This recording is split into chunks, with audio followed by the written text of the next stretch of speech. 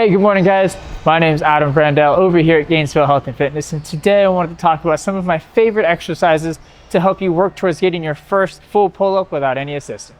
So, a classic exercise that we can use to help build up strength towards our first full pull-up is a negative pull-up or a yielding isometric pull-up. What the heck does that mean? Those are big words. Here's what that means. I'm gonna start at the very top of my pull-up, and then I've got my hands strong in the handles, and I'm gonna start by pulling down into the handles. So I'm creating tension in my system from the get-go, because what I don't wanna do is drop into the handles and then put all that stress on my joints. You're also gonna set yourself up for failure to even get good stimulus in the movement. So I start at the top, I pull down into the handles first to create tension.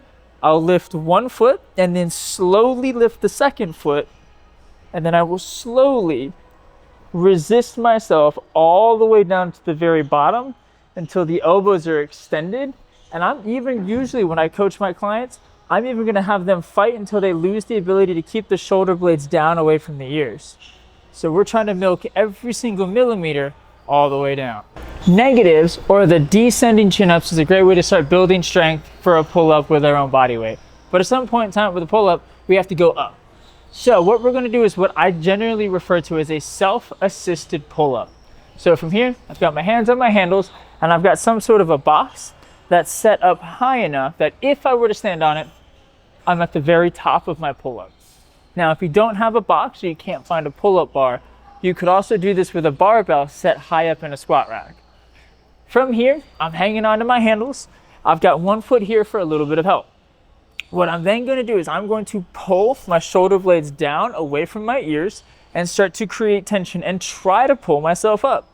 You're going to pull as hard as you feel like you can.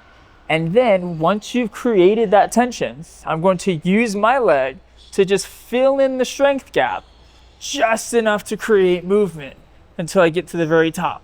Then I can reintroduce my negative pull-up to work my way down. Third exercise I love to work in with a lot of my clients who are working on pull-ups is a pronated bicep curl, or in other words, a palms down bicep curl. For the most part, follows all the same rules. Elbows are tucked in, but I'm grabbing with the palms down, bending at the elbows, trying not to move the upper arm while I do this. I've got control in both directions, so I feel tension in both directions. What you'll find with this one is you'll probably feel a lot more stuff through the forearm and maybe a different aspect of the bicep, and that has to do with that palms down orientation. Once again, guys, my name's Adam Brandell over here at Gainesville Health and Fitness. Give these 3 exercises a try. We'd love to hear how they work for you, and if you have any other questions or comments, feel free to reach out to us. Have a great day.